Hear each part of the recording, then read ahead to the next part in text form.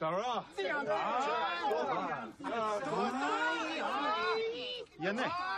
Dai Jules, negle. Chacha, tancho. Teta ma, anat ju. Hatena, uste. Tasche, go ute.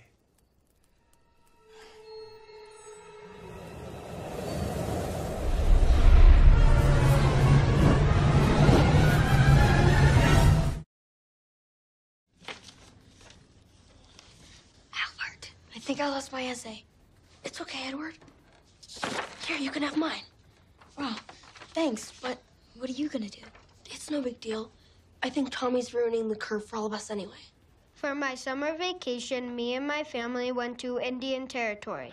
It was fun, except at the end, my dad stole a squash, and they got mad. The end.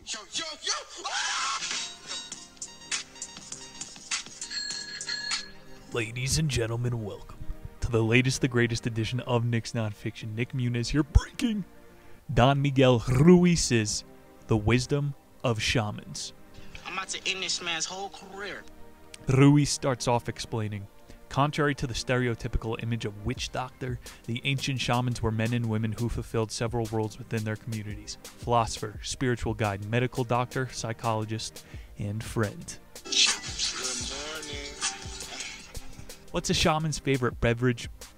Peyote. Recently in France, someone was poking around the Les Triomphes cave. They found 20,000-year-old shamanic cave paintings. And what was he holding in the painting? My favorite tool, B. cubensis, psilocybin.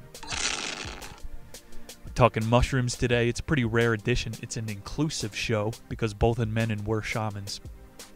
I didn't speak there. Seen as intermediaries or messengers between the natural world and spirit worlds, shamans treat ailments and illness by mending the soul. Sounds easier to take a prescription drug.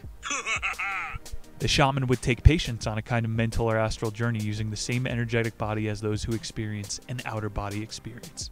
It is during this journey when communication would take place with the spirit, a power animal, or even atoms and cells on the microscopic level. You're gonna learn your fucking power animal today. I have no shame. I'm about to be the guy walking around in the Wolfpack t-shirt, the one you buy from a national park.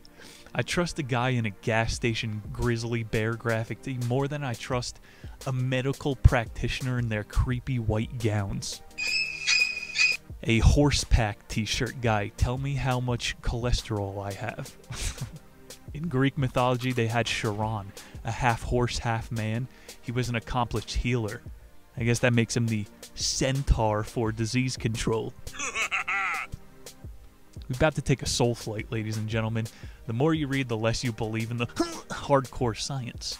The uncertainty principle, there's a lot of things that just make all of the laws of physics null. Quote, the purpose of these stories is to implant a seed of knowledge in the mind of the listener, where it can ultimately sprout and blossom into a new and better way of life.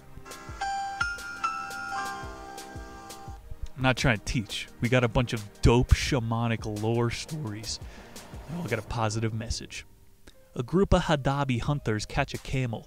They kill it, wondering what it is. To find out, they ask the best hunter. He goes, it's not a fox, it's not a rabbit. I don't know, ask the chief of the tribe, he might know. They ask the chief. He goes, it's not a reindeer, it's not a seal. I don't know what it is. So as a last resort, they take the body to the shaman priest. They walk into his tent, find him sitting on a chair with a ton of smoke around him. The hunters, they finally ask him what it is. The priest answers without delay. Come on, guys. It's camel. You have to smoke it. Hold on to your hats. We'll be right back.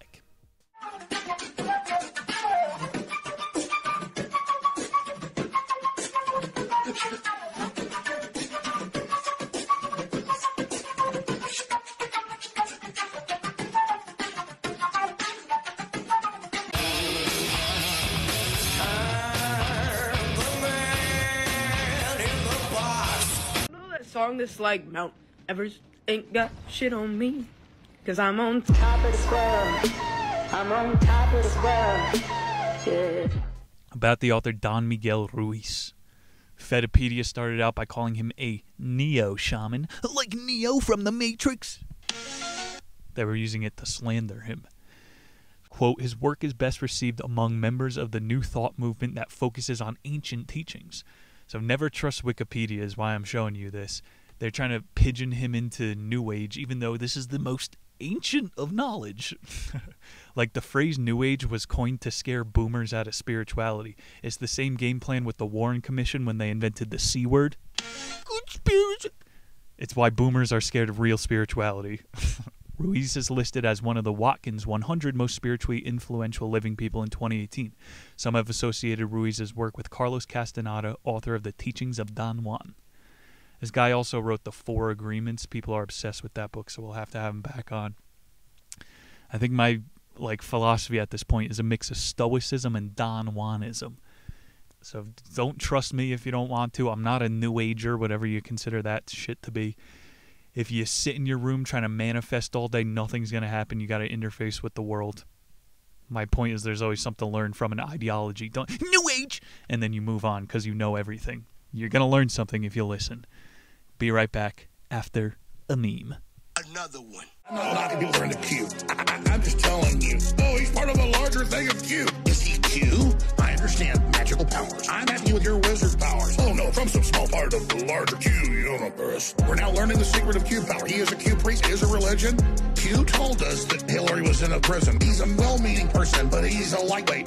Jake the Barbarian, I guess, was his earlier incantation or incarnation. We have Q on the line. Q Shaman. Listen, you're a Q wizard, a Q shaman. You are a shamanic wizard. We get that. A Q shaman. Go ahead, Q shaman.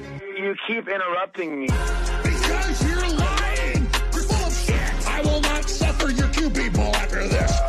Because you're lying. You're full of shit. All of it, dude. And I'm sick of it. Chapter 1, Don Miguel Ruiz, The Wisdom of Shamans. Shaman. Quote, the wisdom you seek is inside you.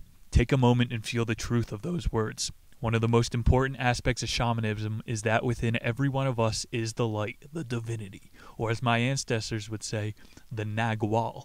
Each one of us has our own truth inside ourselves. The quest of the shaman is to find, live, and express it. So he's not like a non-materialist saying everyone's in their own reality. He's just like, you have a life that you want to live. So I'm saying he's less New Age than some philosophers. Unlike some other traditions, shamanism is not based on hierarchy and deference to past teachers, or following a sacred text with blind belief, but uncovering the truths within yourself and bringing them out into the world to become a messenger of the truth. So Don describes a shaman as one who is awakened to the realization that all beings are life force energy and that humans are dreaming all the time. So like you got to be on the Patreon, but bro, this shit is all parts of a whole. So I'm not saying Elon Musk it's a hologram, bro, but literally when a hippie says we're all one man, I fucking hate it. It's true. Like they have twin particles in physics. They split them up and then they do the same exact thing. Non-locality disproves all of physics, bro. We are part of one light field. He said in that fucking quote that spreading truth is what a shaman is. Like, that's who I thought I was. I'm going to wake up the masses. And then you read the books that you were going to write. Like, Zarathustra summarizes this all. It's the book about awakening the masses. And then I've been rereading Plato's Apology. It's basically Zarathustra Part 2. So we know you can't really wake people up. But in Plato's Apology, he teaches about rhetoric, and he's going, if you could bring yourself down to the level of the masses, then you just have to convince them with likability. Like, facts and logic truly don't matter, but people love news anchors more than they like their neighbor. Don Miguel, he's going in on his terminology. The manifestation of the relationship between your mind and your body. This is the personal dream. And then the second dream is the dream of the planet, the combination of every single being in the world's personal death and the world we live. So we got a collective subconscious going. And the more you let the news make you scared, the more the world becomes a nightmare to tie it all together. But he's setting up his basic philosophy here. There's the internal and the external world. Yeah. Ending the first point. That's why shamanism is so connected to the natural world that surrounds us. The shaman knows that all life is connected, and this doesn't just refer to the bodies we can see, but the space between everything as well. We are connected through the air we breathe, through the ground underneath our feet, the water that we share, and everything else, blah, blah, blah. The connection is so obvious to the shaman, but the illusion of the mind and its constant dreaming prevent many people from seeing the truth. It's duality and non-duality. So I'm going to sound like a yoga douche here. But bro, we are fucking entangled. Like they call it quantum superpositioning. You can call somebody and they're already calling you. Somebody sent me a meme recently and I already had the meme loaded up to send to them. I don't know. In the 1940s, Hitler and all of his buddies, they called the space between the ether. Like every term has a word for it. We're becoming materialist tards. Science might be fucking us up, bro. The next point, he's going, we're all domesticated, man. So here's a definition of domestication.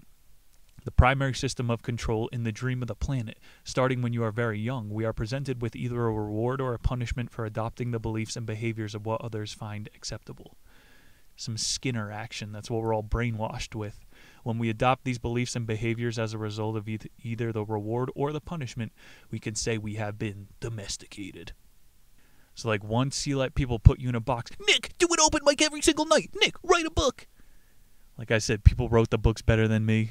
You get washed up. The point is, when people put you in a fucking box, I'm not even a shaman. I'm nothing. I'm everywhere and I'm nowhere. Once you start crossing your terminology signals with someone else, you start to get interference. Like I'm describing it like a radio. A psychologist would call it cognitive dissonance.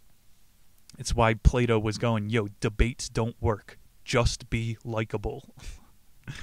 He's going to show us how we all justify our domestication. For example, when you were young, your parents likely domesticated you to be respectful and kind to others, to share and to develop friendships. In this way, they were giving you the tools you need to interact with the dream of the planet. The point here is that not all domestication is bad. So there you go. He's pretty level-headed. He's not the hippie going, we're all fucking slaves, dude. Let's break this fucking hippie shit up. One of my favorite young adult literatures, Divergent. There's 5 factions. You got amity, that's kindness, erudite intelligence, abnegation, selflessness, candor, that's honesty, and dauntless bravery. So in this fictional world, if you possess more than one attribute, you're rejected from the system and you become factionless. But eventually there's enough people outside the system that they become a divergent group. So the shamans are the ones who unite all the disenfranchised. I love that fucking book series. We're going to weave it back in. Quote, to make another comparison to Buddhism, this is very similar to the concept of the bodhisattva. In the Mahayana branch of Buddhism, where the bodhisattva is the one who awakens but stays in the world and devotes his or her life to helping others. It's like a guru. I don't think I'm this. Like, I should fucking be a lift operator in Steamboat Springs. We see this care and concern for others in all the great masters of the world's religions, including Jesus, the Islamic poet Rumi, and many of the Hindu avatars from India. In each great tradition, there is always someone who has woken up in the beings that spread a message of awakening to help the others. Chapter 2. The Eagle and the Snake. This chapter, about to be a Nick's nonfiction classic. Authentic Native American folklore, and the messages find truth. A long time ago, in the middle of a desert in what is now Mexico, lived a powerful shaman who served as a great leader and helper to his tribe. When he realized that his physical form was dying, he decided to leave one final and very important lesson for the next generation. My time in this body is coming to an end, he told his tribe as they gathered around the campfire one evening. In the morning, you will have to say goodbye to this village. Take only what you need when you leave here. Everything that you don't need, everything that doesn't serve you in life anymore, leave it here. Tomorrow is a day of great transformation. Then to mark this moment, the old shaman threw some magic dust into the fire. It sparkled in the night sky. He continued, tomorrow you will begin your journey to create a new dream, and you will roam the wilderness until you see an eagle devouring a snake above a cactus garden. That will be the sign that you have found home. And with that, the old man dismissed the circle, and when the morning came, they went to the shaman and found that he was no longer in his body. They packed only the most basic necessities and started the journey to find their new home. The journey was not easy. For years they walked and walked until one day they saw a lake. In the middle of the lake there was a small island, and that island was full of cactus trees. Looking up into the sky, they saw an eagle dive down toward the island where it grabbed the snake from the ground. With the snake clutched in its claws, the eagles landed on a cactus. The villager watched in awe. The eagle began to devour the snake. They were overjoyed because this was the symbol they were searching for. That's what the guy said. They immediately began to build their new home. This was the beginning of the great city of the Aztec, Tenochtitlan, Titicaca. And that's where Mexico City starts today. That night, the tribe built a great bonfire, gathered in a circle just as they did on the night of the old dream. The tribe said thank you to the grandfather shaman because they had found their new home. But as they were giving thanks to him for his guidance, suddenly a bright blue light sparkled in the bonfire they all recognized as the grandfather spirit. "Hello, my children," his voice said from the flames. "I see that you have made the lesser journey, and now you must make the greater journey." Fuck, we just walked all that way. The tribe was confused, for they had spent a long time on the difficult journey to the location for their new home. What could be greater than this? The voice continued. The eagle is a symbol for truth, the snake is a symbol for lies, and the cactus garden represents the garden of the human mind. When the eagle of truth devours the snake of lies in the garden of your mind, then you will find a home within yourself. You will find your own personal freedom. The symbols. Like, that's what conspiracy research teaches you, all the symbols over time. You basically learn the new language. World War III. Bro, it's a battle for your mind. There's snakes out in the grass. Which one are you going to feed? Nobody knows how the process works, but if you know the symbols, like, to make it simple, you're either winning or you're losing, baby. The TV media knows how to make you feel like you're losing. They show you images of celebrities on morning talk shows. Behind the scenes, these people are unhappy, tortured souls. Mainstream media, it's mostly negative. Even music, they've switched it off the healing frequency. We've done studies. 440 hertz makes water particles unstable. 432, that's what you're at right now, baby. Like, even if you don't listen to my words, the frequency has been healing motherfuckers for years. Bro, the cactus, that's a life. We're all just sitting on a cactus. And so are you going to feed the eagle or the snake? It's the secret from the 80s. They ripped off old Native American lore. The good wolf and the bad loaf. Eagles and snakes, motherfuckers. Bruv. It's all just like high frequency, low frequency. That's what all the new neo shamans are on. I'm just saying make progress from a stoic point of view. Like, I gave up porn, and now my imagination is getting stronger. I don't know how that shit works. But, again, there's pluses and minuses. By not having porn, I feel like my daily life is sexualized. I can't escape wanting to bang people in my mind. I feel like a chick pressing on my clit all day. But at least I'm not tugging my root to a screen. This quote kind of starts out woo-woo and then ends up in my neck of the woods. Personal freedom is when we are comfortable in our own skin and we love and accept ourselves completely, even the parts we don't like. Personal freedom is when we stop trying to be this or that, but instead are content to just be. Personal freedom comes as the result of examining our mind's domestications and releasing unhealthy beliefs or ideas that we find there. It occurs every moment that we break the habit of our addiction to suffering. Like, we might not all agree with the non-duality points. Don Miguel Ruiz has got some pretty good self-help in here. Narrators also, he starts to sound schizo. Narrators are known as the voices in your mind that speak to you throughout the day. They can be either positive or negative. Allies are the voice of the narrator when it inspires you to live, create, and love unconditionally. The ally can also constructive self-talk. And then the bad side are the parasites, the voice of the narrator when it uses your beliefs, formed through domestication and attachment, to hold power over you. The negative voice causes sadness, anxiety, and fear. Give me the loosh! So again, you could take it literal or not as literal. Like, I don't have as many suicidal ideations. You just know how to cut it out more, and they still creep in. It'll never fully go away. But I think I disagree with him here, though. Like, thoughts are just your mind farting all day. I'm going Buddhist on him. Thoughts are a byproduct of having a brain. You don't have to label every thought as this one's good, this one's evil. It's just a thought, bro. And think about it this way. Maybe the bad thoughts are there to protect you too. So you see how he's getting a little too new age for me? But it's pretty coincidental. The parasite class has made the eagle a rallying symbol for our collective nightmare, the bald eagle. Bro, it's a wolf in sheep's clothing. Everything's upside down. The point of this chapter, you're always sitting on a cactus. That's fucking life. Oh, I'm going to move somewhere else. It's another cactus. While you're on the cactus, are you going to feed the eagle or the snake? Chapter 3, The Riverman. Starts this one with the concept of silent knowledge. In the Toltec tradition, we have a concept called silent knowledge, and cultivating your connection to it can help you find the truth within yourself. Silent knowledge is a knowing that is beyond the thinking mind. Intuition. It is difficult to write or talk about because language is the main tool of the mind, but I will do my best to explain it. Silent knowledge is the deep wisdom that is in all things. It is the wisdom of the universe. For instance, if you've ever simply known the answer to a question without any logical brain, you could have discovered it, like when your mother can tell that the child is in danger. So, bro, like, I'm saying I'm not trying to teach, but I say things that you'll probably go, oh yeah, that's true. Like, you don't even need to say it to yourself. You might nod along. It is when the universal wisdom that has always been at our fingertips is neglected to tap into, either because we have forgotten how to, or you don't have the language. Being able to see the next right action in any given situation, disregarding the meatot, the noisy voice, in your mind, this is silent knowledge. So, like, I've done some ego, super ego videos over on the Patreon, and, like, the voice in your mind, it ain't you. The listener in your, it ain't you. The superego, the third, it ain't you. You're a combination of all these things.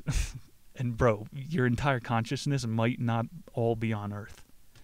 That's deep research, but he's kind of just saying here, you have the wisdom within you. Like I'm saying, a motherfucker can lie to you all day, and you still know in your heart what's true. Bro, I'm scared as fuck. I don't think it's true, but reincarnation, I'm not that scared of that anymore because it's inside of you. I'll wake up before all these motherfuckers again. Plato even said, existence is made up of two different realms, sense and form. So it's basically chapter 1, he's going to say it again. Another means for ascending silent knowledge is to pay attention to your emotions. When it comes to making decisions, our emotions can sometimes be better indicators than our discerning minds. So if you're on too much fucking porn and TikTok, you're going to kill your inner Jiminy Cricket. And it's deeper than that, bro. Like he's saying the outer world is a reflection of the inner world. The synchronicities go down when you're in a low frequency state. Very fucking spiritual woo-woo. Take some mushrooms. Quote, I recommended that divination tools only be bought in when completely lost.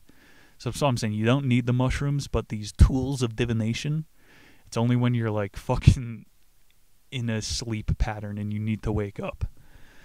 Remember, one of the core principles of shamanism is that the wisdom you seek is inside you already. So a tool of divination only helps you find the answers that you already have, but perhaps are having difficulty seeing. So I'm saying it goes along with my 50-50 philosophy. You got to do hard shit. You can't sit at home and manifest. You got to get experience.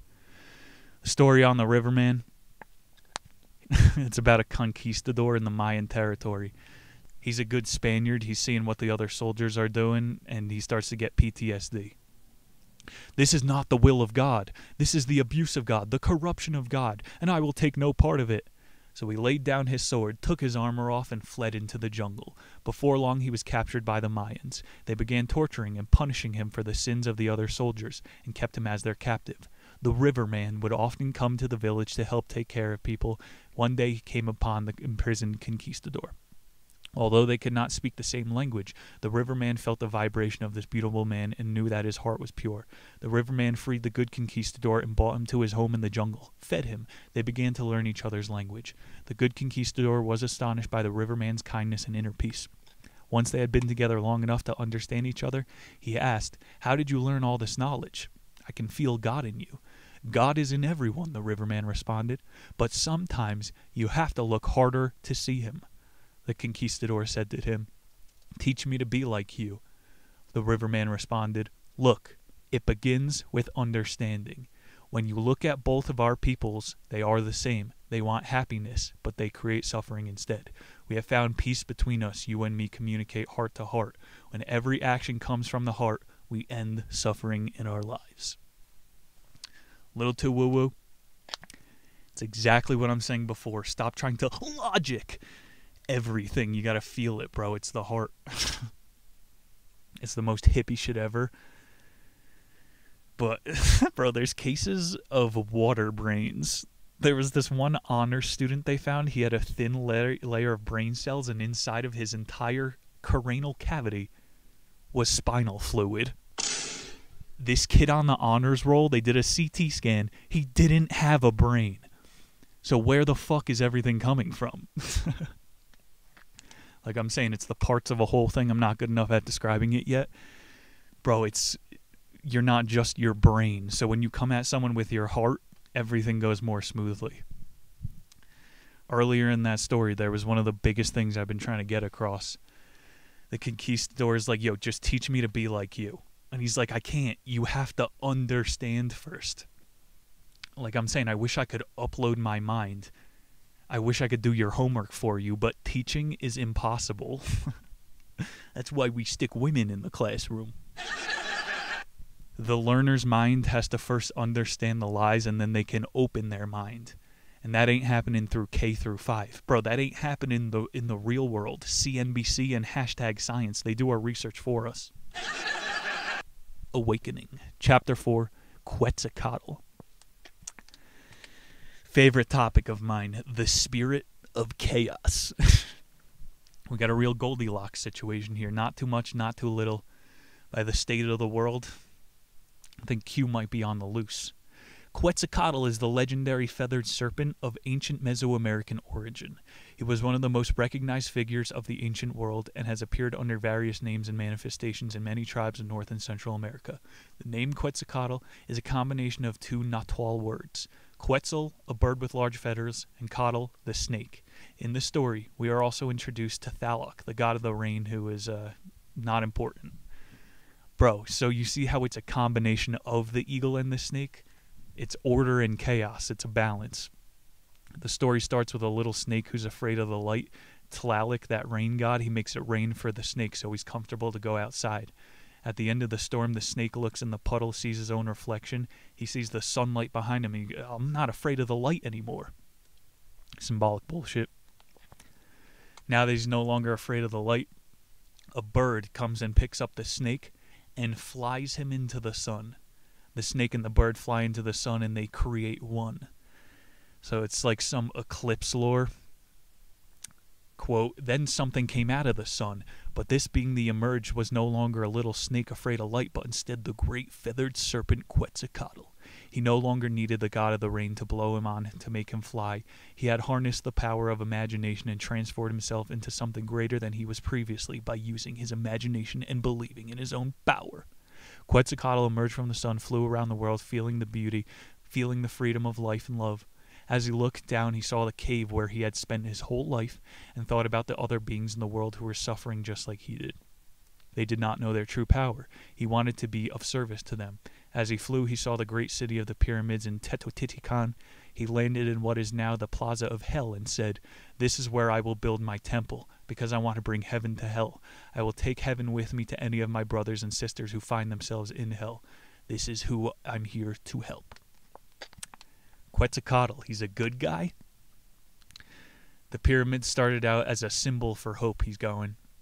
And then with time, the corrupted Mayan elders would climb the pyramids and, fool people into thinking they were causing an eclipse by making a sacrifice. It's a story as old as time. So, we can continue the mass delusions or we can continue to evolve.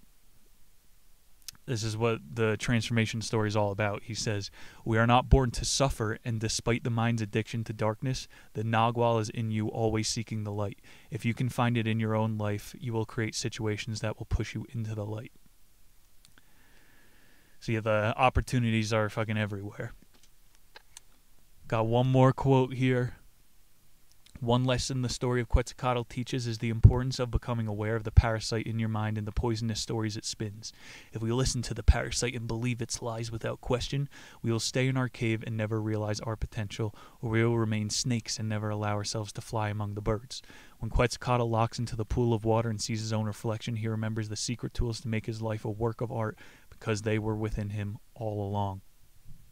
It's getting a little too hippie, a little too sobby.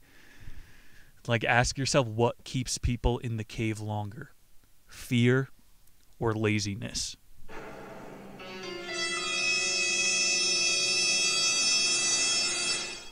That's one of the bigger philosophical questions. Not even Sartre could figure it out. Why can't we get people to wake up? Are they just lazy or are they scared of the truth? And you could use that for every situation in your life. What's stopping you? He had this story about Daedalus, who was this mythical inventor. He created wings made out of feathers and wax, all to escape the town of Crete. This is where he had his son, Icarus. So Icarus learned from his father how to fly. That's some of the back lore. His wings melted and he fell into the sea after he touched the sun. In that story, King Minos is the one who clipped his wings. So, like, it's the same exact shit as the Native American story. The Greeks knew more about society than the Indians. That's why it's a little bit more Plato's cavey. They're going, in society you could fly, but if you fly too high, King Minos is going to clip your wings. And in Native American, they're just like, fly as close to the sun as possible. If you get to the sun, you might become a snake bird. It's just seeing the lies. Like, Elon Musk's dad owned a Zambian mine. And they try to say that he's new money. You know what I'm saying? Fly as high as you can. We live in a society, so they're going to clip a motherfucker's wings. When we forget the importance of being powerful, conscious creators, it is simply a matter of time before we begin to feel stagnant or stuck. And the longer we live in the cave of stuckness, the more difficult it becomes to leave. Consciously creating is what makes us feel alive. Creativity is a wonderful way to break the mindset habit of suffering because they are opposite pursuits. If you practice suffering, you're going to get good at it. So if you practice being happy, you get better at it. If you feel like creating is a waste of time, then just listen to something that inspires you. You know what's been on my recently played? I'm not afraid to take Eminem. That song must have got more people sober than Alcoholics Anonymous. Exorcise my demons, make those motherfuckers do jumping jacks. Moving along, chapter 5, The Jungle. We got 6 chapters today. This one's short. We're still on that topic of feeling stuck. He says what you're forgetting is the divinity is everywhere. So rather than watching something inspiring, just take a hike. Nature is the most amazing creation ever. This story we got coming up, it's a proper trip. A young Aztec boy, the son of a shaman, was visiting the deserted Mayan pyramids with his father. He marveled at their size and structure and wondered if it was possible for these people to build such impressive structures by themselves. He had heard rumors that the gods had descended from the sky to help the Mayans, and he wanted to know the secret. He kept asking his father until the man finally replied, "You will find out when you go to sleep tonight, my son." That night, the boy fell asleep and had a dream. He dreamed he was standing in the middle of the jungle, but he experienced the jungle in a way he never had before. He heard every moment of the trees, the heartbeats of the animals, every leaf blowing in the wind. He sensed the incredible aliveness around him. He felt the connection to the earth. He realized that he was one with nature, with silence, stillness, and emptiness. He saw that there was no separation between material and spiritual. Everything is spiritual. Suddenly, he felt his attention focus on a colony of ants and the colossal mound that they had built. In his mind's eye, the creation of the mound appeared like a movie. First, he saw an empty patch of earth. Then a few ants began to move the earth, building the mound, and then a few more. He was one of them, and together they moved the soil with incredible precision. He marveled at the mound they had built from nothing. Before they began building, there was nothing, and now a colossal mound stood there thousands of times bigger than any individual ant. When he woke up the next morning, his father was sitting by his bed. Before he could say anything, his father said to him, "The ants can build a mound so much bigger than themselves, and humans are much greater than ants. Don't let the voices in your mind fill you with doubt." Damn. My first Patreon hike was Mount Sanitas. I stopped and did a full-on photo shoot of an ant mount. I think everybody that's done psychedelics has lived as an ant. Motherfucker, I've met the ant people in Under Earth. They're climbing their mounds, I'm climbing mine. No, ants are communist. I'm not going to make that bullshit. My point is you don't need inspiration from tools of divinity. You just go outside. It kind of cures your doubt and depression somehow. Even though everything in nature wants to kill you. I don't know how it works. It's a short-ass chapter. You know why is everyone feeling dead inside? We're all compartmentalized beyond belief. We don't live in fucking apartments. We live in sensory deprivation tanks. Personal tip, just change up your fucking environment. Like I have a whiteboard. They say your optothalamus gets adjusted to your environment. So if you change what you're looking at every single day, might not make you want to die. You hear that, Kid Cudi? Fuck with the feng shui. Chapter 6, the final one, the Devil's Cave. Talked a lot about the power of honoring the dead, personal rituals. I'm going to try to end the story with the Devil's Cave. There was once a young Toltec man who dreamed that he was walking in the desert on a hot summer day. As the sun shot down on him, off in the distance he could see a line of young men standing just outside a dark and foreboding cave. They were waiting to go inside, and as he looked closer he noticed that he could see their faces clearly. It was as if they were obscured by the energy they emitted and the fear of remorse. This is a very psychedelic thing. Faces. Seeing this, the young man looked up at the sun, which he recognized as the source of all life, and he knew what he must do. I want all these young men to be free to go into the sun. I will enter the cave in their place. He ran toward the front of the line, and the other men stepped back to make room for him. When he entered the cave, it was very dark, and suddenly he began to hear the faint voices, and all telling different stories. No matter which voice he turned to, every one of them told a story of suffering. It's like being in the cave, you still don't know who to listen to. Finally, the young man covered his ears, dropped to his knees, and yelled, "Enough! Who's in charge here? I want to see you right now!" All of a sudden, the cave went deadly silent. The young man opened his eyes, and there in front of him was a big demonic-looking creature with long black hair, black obsidian eyes, red skin, and horns. He began to yell in anger at the young man with a deep voice. "How dare you! How dare you take the souls! I will free them upon the sun!" That devil guy goes, "The souls are mine." And the young man is full of fear, but somehow he found the courage to stand his ground. He goes, "No, they belong to the sun, to the light. They don't belong to you." In that moment, the demon began laughing in mockery. "Ha ha ha ha! Who are you? You are weak. You are not worthy to challenge me." Then the demon reached out and grabbed the man by the back of his neck and began to pull the man toward him. He raised his other hand and began to strike, but the young man knew what to do. He stepped back and began hugging the demon. He hugged it tightly, and he said with all the love in his heart, "I forgive you." How to kill a demon? With love. It reminds me of my one trip when I got swallowed by that etheric blanket of doom, and I was like, "We are love!" And fucking jetted out of there, bro. How fucking badass was that story, though? It's Moby Dick. The tools are inside of you. Ishmael and Ahab spend their whole life looking for Moby Dick. It's in you. Going full circle. This is going to be the crux of Divergence. They give this girl mega acid, and she has to find her way out of the trip. And the only way she's able to do it is first by realizing that she's in a dream. And again, that's not me saying, "We're all in a dream, guy." The better I get at psychedelics, I feel like the trip is shorter because I can make it lucid quicker.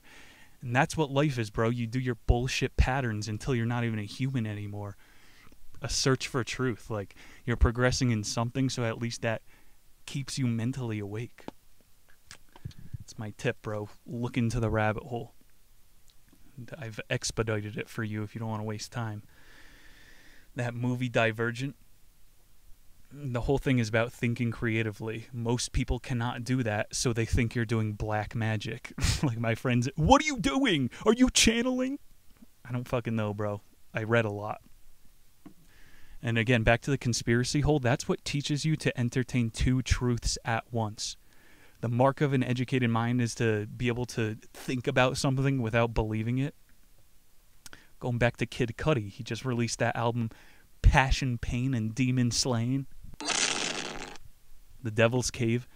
It's an allegory about the subconscious. Every culture has a cave analogy. The voice in your head, the kid's getting confused down on his knee. Which voice should I listen to? Don's going to try to tell you they're evil spirits. Give him a couple more quotes. Even the current myth of human origins, what science calls the Big Bang, contains a subtle idea of human unworthiness. In the Big Bang Theory, the powerful life force that exists inside all of us, the Nagwal, is somehow the result of a cosmic accident. While it's impossible to say for sure, the idea that we are all unworthy was first introduced into human consciousness to tell me another manifestation of the mind's addiction to suffering. In other words, anytime you believe you are unworthy, undeserving, or otherwise not enough, you are suffering in that moment. It's a lie. Just say that, bro. He made it all. You're suffering. No, you're being lied to, dude. The fucking social contract, original sin, the Big Bang. Like, unless you're deep on philosophy, bro, it's all Gnostic horseshit. That's a good quote right there. I'm revved up. Like, where did all this fucking unworthiness start? With the bureaucratic Roman Catholic Church? Not really. This shit is ancient. Unworthiness. These are all ideologies, I'm telling you, of self-helplessness. Quote, these tools are yours. They are the tools of the sun, the moon, the jungle, the river, the animals, and most importantly, they all point to the power that comes from within you. This is the wisdom of the shaman. Ladies and gentlemen, Don Miguel Ruiz. Wisdom of the Shaman. Like I said, we're definitely going deeper on these topics. Non-materialism.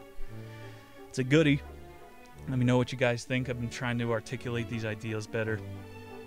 Next week on the show, we got a mystery edition. Harry Schwant, get some free memes over there. Patreon.com/AnishGhost support. Check out that Id Ego Super Ego video. Let me get a random soundboard effect to end it. It's the demon in the cave, motherfucker. Who you gonna listen to? Sit on your cactus, feed the eagle, and I'll see you in 7 short days. Nick Muniz signing off.